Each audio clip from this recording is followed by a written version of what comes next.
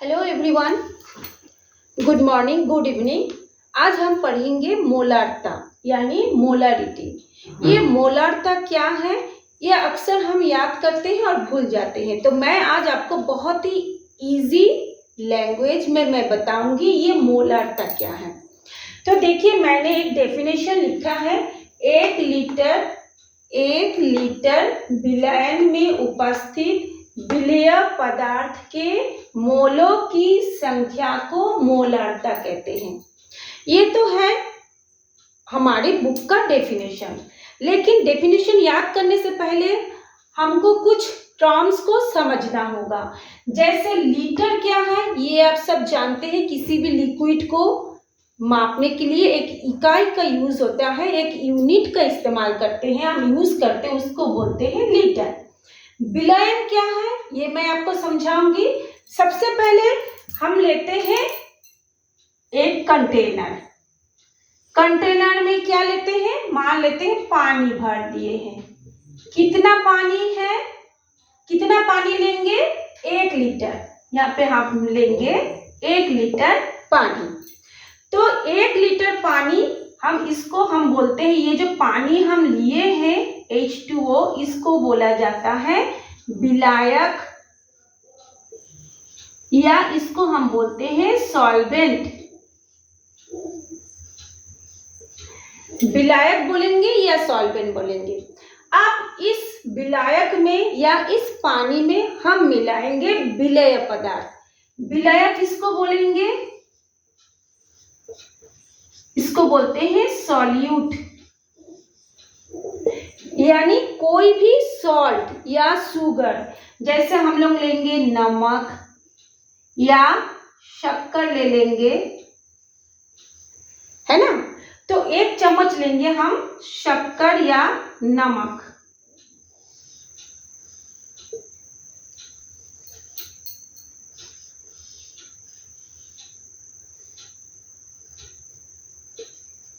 ये नमक ले लिए या शक्कर ले लिए। तो ये जो नमक या शक्कर है उसको हम बोलेंगे विलेय पदार्थ, यानी कि सॉल्यूट सब्सटेंस या सॉल्यूट मैटर। तो हमारे पास 2 चीज है, एक हो गया वाटर जिसको हम बोलेंगे विलायक। विलायक वो पदार्थ है जो दूसरे पदार्थ को घोल देता है। जैसे पानी, इस नमक या शक्कर को हम जब डाल के उसको हिलाएंगे तो पानी उसको घोल देगा, ठीक है। तो यहाँ पे पानी विलायक है यानी सॉल्वेंट है, और नमक या शक्कर क्या है, विलेय पदार्थ यानी कि सॉल्वेंट। अब हम इसको इसको हम लोग डाल देंगे यहाँ पे। इस नमक या शक्कर को जब हम इसको डाल के ऐसे हिलाएंगे, इसको स्टीर करेंगे, तो कुछ देर में वो घुल जाएगा। घुलने के बाद ये शक्कर और नमक बिल्कुल भी दिखाई नहीं देगा, यानी ये पूरी तरह से इस पानी में घुल जाएगा। जब ये पूरी तरह से इसमें डाइल्यूट हो जाएगा, तब जो हमको मिलेगा, तब जो हमको शरबत मिलेगा या नमक का पानी मिलेगा, उसको हम बोलेंगे विलयन। विलयन को क्या बोलते हैं, सॉल्यूशन। अब हम समझ गए लीटर क्या है, विलयन क्या है। उसके बाद विलेय पदार्थ क्या है, नमक या शक्कर को हम विलेय पदार्थ भी समझ गए। अब हमारे दूसरी जो वर्ड्स आ रहा है, मोलों की संख्या। अब ये आता है मोल क्या है। मोल क्या है, बहुत सारे अणुओं के समूह को यानी ढेर को, जैसे 2 परमाणु मिल करके क्या बनाता है, एक अणु बनाता है। 2 परमाणु मिल करके क्या बनाता है, एक अणु या एक मॉलिक्यूल।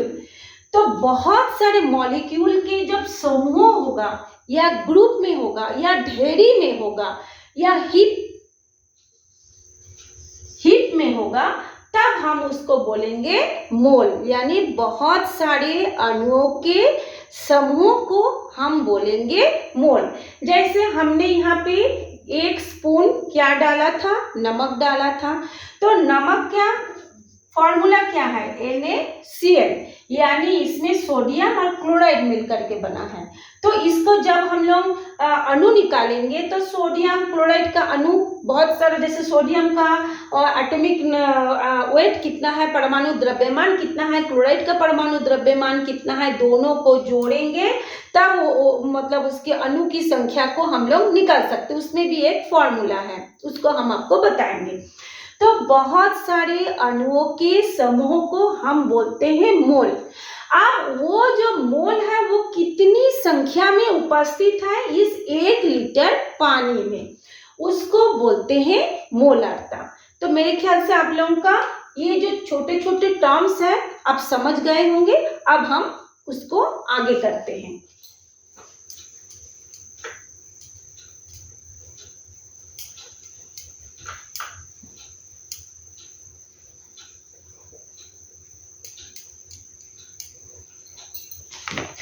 तो 1 लीटर विलयन में उपस्थित विलेय पदार्थ के मोलों की संख्या को मोलारता कहते हैं। मोलारता M से, मोलरिटी M से स्टार्ट होता है, इसलिए इसको हम लोग कैपिटल M से डिनोट करते हैं यानी दर्शाते हैं। अब इसका एक फॉर्मूला हम आपको बताते हैं।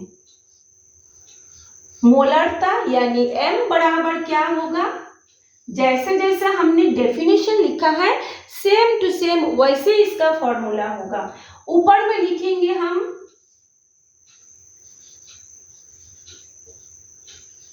विलेय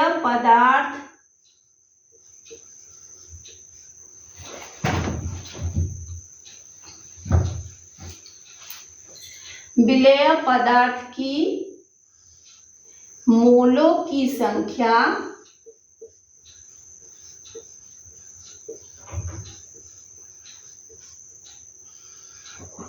विलेय पदार्थ के, जैसे हमने लिखा ना डेफिनेशन, विलेय पदार्थ के मोलों की संख्या अपन यानी बाई या बटा 1 लीटर विलयन में आयतन, या हम लिखेंगे विलयन का 1 लीटर में आयतन।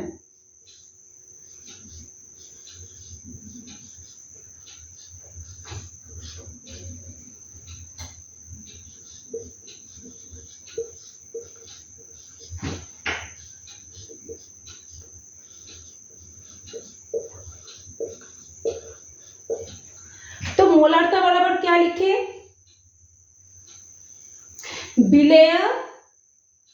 विलेय पदार्थ की मोलों की संख्या बटा विलयन का 1 लीटर में आयतन, यह हमारे पास हो गया। अब इसको हम लोग सांकेतिक भाषा में लिखेंगे। कैसे लिखेंगे, M इक्वल टू विलेय पदार्थ के मोलों की संख्या को हम क्या बोलते हैं, नंबर। तो नंबर से होगा, ऐसे हम संख्या को क्या बोलते हैं, नंबर। तो नंबर से हो जाएगा N, और विलेय पदार्थ को हम लोग मानते हैं B, तो N B हो गया। और विलयन का 1 लीटर में आयतन को हम क्या बोलते हैं, वॉल्यूम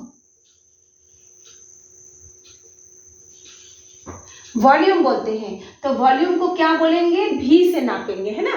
तो यहाँ पे क्या हो जाएगा, फिर हमारा यहाँ पे हो जाएगा V यानी आयतन यानी वॉल्यूम, कितना में लिए हैं, लीटर में। तो हम लोग छोटा सा यहाँ पे ऐसे L लिखेंगे, यहाँ पर भी NB लिखेंगे।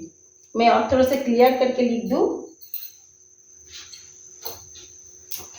ये N बराबर नंबर, B हम माने हैं विलेय पदार्थ, अपन यानी बटा विलयन का लीटर में आयतन हो गया वॉल्यूम V, और लीटर हो गया L। तो ये हो गया उसका सिंबल यानी सांकेतिक भाषा में। अब इसका हम लोग लिखेंगे इकाई यानी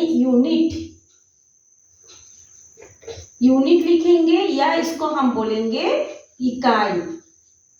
इसका इकाई क्या है, हम बहुत सारा इकाई याद करते हैं और भूल जाते हैं। आपको याद करने की कोई जरूरत नहीं है, बहुत ही सिंपल भाषा में हम इसको लिखेंगे। ऊपर में क्या है, मोल, तो इसका इकाई होगा मोल, फिर बटा है यानी प्रति, इसको बटा को हम ऐसे तिरछा में लिखेंगे, ये लीटर में है तो मोल प्रति लीटर यानी ml, ऐसे हो गया। यदि हम इसको और कैसे लिख सकते हैं, यदि लीटर को हम इस बटा चिन्ह को हटा करके लीटर और मोल को एक ही लाइन में लिखेंगे तो कैसे लिखेंगे, मोल फिर लीटर लिख के इनवर्स 1, मोल लीटर इनवर्स, मतलब ये लीटर ऊपर में गया तो इसको इनवर्स 1 करके हम लिखेंगे। और यदि ये समझ में नहीं आया तो सीधा सीधा मोल प्रति लीटर लिखेंगे। प्रति का मतलब 1 लीटर में कितने अणुओं के समूह उसमें उपस्थित है। यदि आप 1 लीटर के जगह में 2 लीटर करेंगे तो इसकी संख्या भी कितनी होगी, यानी हर एक लीटर में कितने अणु की समूह उसमें उपस्थित है उसको कहते हैं मोलारता। और मोल होता है अणु को इंग्लिश में बोलते हैं मॉलिक्यूल, उस मॉलिक्यूल से ये शब्द आया है मोल। तो आप एग्जाम में यदि ये आता है तो आप अगर इतना लिखेंगे तो आपको नंबर कोई नहीं काटेगा, बट यदि आपका इसी से रिलेटेड कोई न्यूमेरिकल पूछते हैं तब आपको इस फॉर्मूला को थोड़ा सा आगे बढ़ाना पड़ेगा, यानी थोड़ा सा और सीखना पड़ेगा। तो उस समय हम लोग क्या सीखेंगे, इसको मैं अभी थोड़ा सा और नीचे डिलीट करती हूँ, नहीं तो नीचे में भी हो जाएगा। ये जो विलेय पदार्थ के मोलों की संख्या है उसको अब हम लोग और डिटेल्स में लिखेंगे। मोलों की संख्या अभी मैं थोड़ी देर पहले मैं बताई थी कि मोलों की संख्या कैसे निकालते हैं, मैं आपको बताऊंगी। तो मोलों की संख्या बराबर क्या होती है, मोलों की संख्या कैसे निकालते हैं, मैं निकाल रही हूं। मोलों की संख्या बराबर होता है विलेय का द्रव्यमान, विलेय पदार्थ की मोलों की संख्या यहाँ पे लिखना पड़ेगा, विलेय पदार्थ की मोलों की संख्या बराबर होगा विलेय पदार्थ का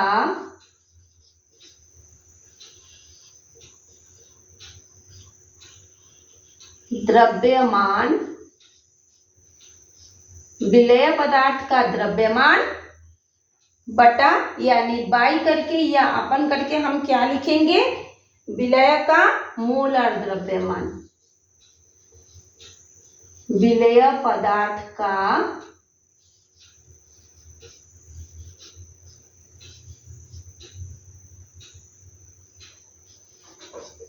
मोलर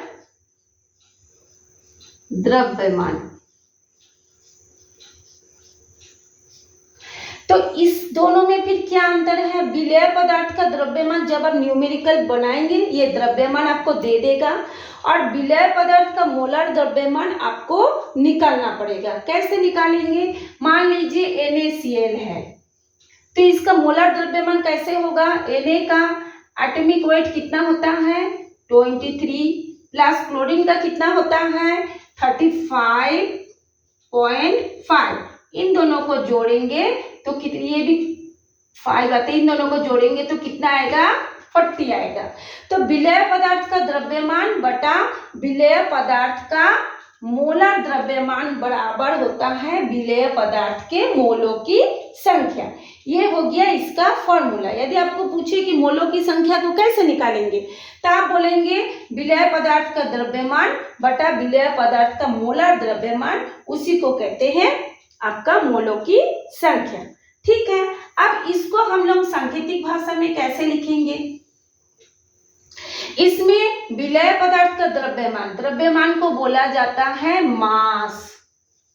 क्या बोलते हैं, मास बोलते हैं, द्रव्यमान को बोलते हैं मास, यानी m, विलेय पदार्थ को हम माने थे b यानी mb, और ये क्या है विलेय पदार्थ का मोलर द्रव्यमान क्या होगा, तो इसमें भी हमारा हो जाएगा मोलर बराबर m और द्रव्यमान बराबर, ये मास हमने बताया था मास, और विलेय पदार्थ हो जाएगा b। विलेय पदार्थ का द्रव्यमान यानी mb और विलेय पदार्थ का मोलर द्रव्यमान यानी mmb, मोलर मतलब m, द्रव्यमान मतलब mv। इतना हो गया। अब हम लोग ये जो फॉर्मूला है उसको इस जगह में पुट करेंगे, बैठाएंगे। तो इसको अब ना लिख के हम लोग इसको लिखेंगे। तो कैसे लिखेंगे? तो विलेय पदार्थ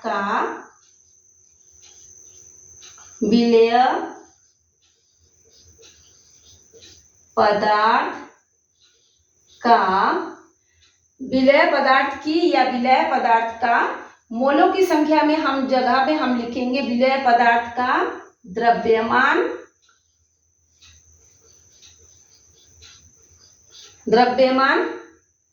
बटा, फिर क्या लिखेंगे? विलेय पदार्थ का मोलार द्रव्यमान, विलेय पदार्थ का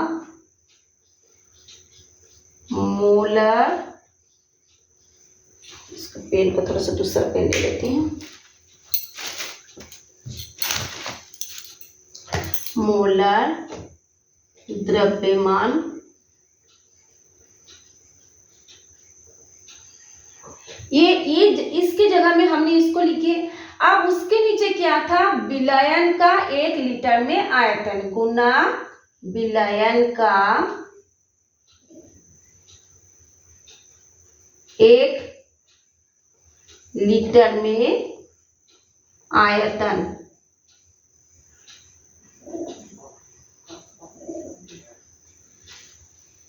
विलेय पदार्थ का द्रव्यमान बटा विलेय पदार्थ का मोलर द्रव्यमान गुना विलयन का 1 लीटर में आयतन। तो ये आपका हो गया। अब हम लोग उसके जगह में यदि आपके पास ये आता है कि आपका यदि लीटर में है तब तो इतना तक आपका सही है। अगर ये आपका क्वेश्चन में विलयन का लीटर में ना देके उसको ml में देते हैं, मिलीलीटर में देते हैं, तब आपका क्या हो जाएगा? यहाँ पे लिखेंगे आप विलेय पदार्थ का द्रव्यमान बटा विलेय पदार्थ का मोलर द्रव्यमान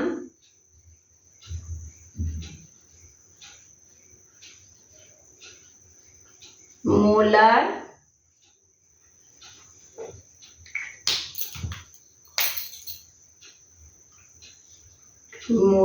द्रव्यमान,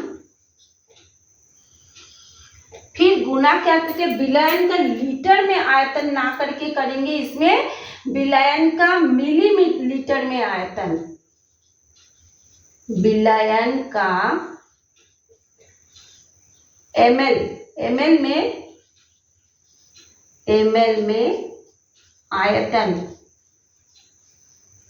जब इसको लीटर से मिलीलीटर में चेंज करेंगे तो उस समय यहाँ पे आपका जो ऊपर वाला जो है उसके साथ आपका 1000 गुना होगा।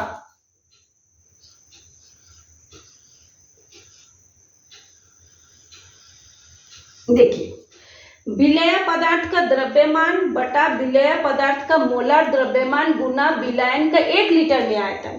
लेकिन जब आप इस लीटर को मिलीलीटर में देंगे तब ऊपर में 1000 से गुना होगा। क्यों गुना होगा मैं आपको इसको भी बता देती हूँ, ऊपर वाला थोड़ा सा डिलीट करके। क्यों गुना होगा? क्योंकि 1 लीटर बराबर क्या होता है? 1000 मिलीलीटर। 1 लीटर बराबर क्या होता है? 1000 मिलीलीटर, यानी 1000 मिलीमीटर होता है बराबर क्या होता है? 1 लीटर। तो जब हम इसको मिलीमीटर में लेंगे तब कैसे होगा? विलयन को मिलीमीटर में लेंगे तो कैसे होगा? उस जगह पे हम लिखेंगे, ये जो यहाँ पे 1 लीटर के जगह में हम लिखेंगे 1/1000, है ना। उसको क्या लिखेंगे? 1000 मिलीलीटर बराबर होता है 1 लीटर। तो 1 मिलीलीटर बराबर क्या होगा? 1/1000। 1/1000 लीटर होता है। तो इस जगह पे हम क्या करेंगे, जब इसके जगह में हम 1/1000 लिखेंगे तो जब हम उसको इक्वल करके लिखेंगे तो ये 1000 ऊपर चला जाएगा और ये मिलीलीटर नीचे आएगा। तो ये था आपका मोलारता, यानी 1 लीटर विलयन में उपस्थित विलेय पदार्थ के मोलों की संख्या को हम कहते हैं मोलारता। फिर उसका हम लोग इस सूत्र को ऐसे लिखेंगे, फिर जब उसका आपको न्यूमेरिकल देगा तब उसको आपको ये जो विलेय पदार्थ के मोलों की संख्या को निकालना पड़ेगा। फिर इसका हम लोग विलयन के 1 लीटर में आयतन, यदि आपको उसको मिलीलीटर में करना है तो मिलीलीटर में करके यहाँ पे 1 लीटर की जगह में मिलीलीटर लिखेंगे और ऊपर में आपको 1000 गुना करना पड़ेगा। ये इस तरह से आपको गुना करेंगे। देखिए 1 लीटर बराबर 1000 मिलीलीटर, यानी 1000 मिलीलीटर बराबर होता है 1 लीटर। तो 1 मिलीलीटर बराबर क्या होगा, 1/1000। मैं इसको आप थोड़ा सा और अच्छे से कर देती हूँ। 1000 मिलीलीटर बराबर क्या होता है, 1 लीटर। तो 1 मिलीलीटर बराबर क्या होगा, 1/1000 होगा। तो यहाँ पे यदि हम लोग लिखते हैं 1/1000 तो ये एक इस नीचे की संख्या अकॉर्डिंग टू मैथ्स रूल ये 1000 क्या चला जाता है, ऊपर में चला जाता है। जैसे ये 1000 ऊपर में चला जाता है और यहाँ पे क्या रहता है, 1 ml रह जाता है। तो ये था आपका मोलारता। अब ऐसे करके समझ के पढ़ेंगे तो आपको मोलारता बहुत अच्छे से याद हो जाएगा और आपको रटने की कोई ज़रूरत नहीं होगी। तो आज हम लोग मोलारता को यही ख़त्म करते हैं। अगर समझ में आया गया है तो इसको लाइक और चैनल को सब्सक्राइब कर लीजिए।